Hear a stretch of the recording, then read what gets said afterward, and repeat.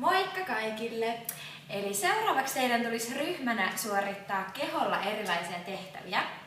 Ja täältä tulee teille ohjeet, mitä teidän tulisi tehdä. Eli ensimmäiseksi muodostakaa kirjain I.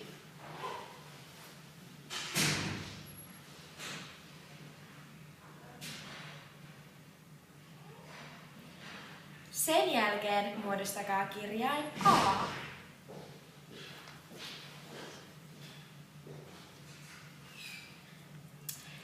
Sen jälkeen kirjain H.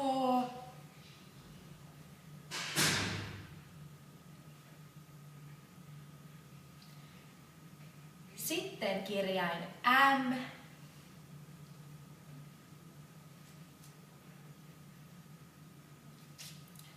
Sen jälkeen kirjain X.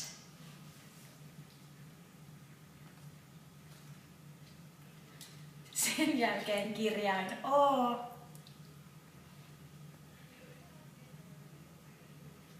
Ja vähän vaikeutetaan. Koittakaa seuraavaksi tehdä kirjain Ä.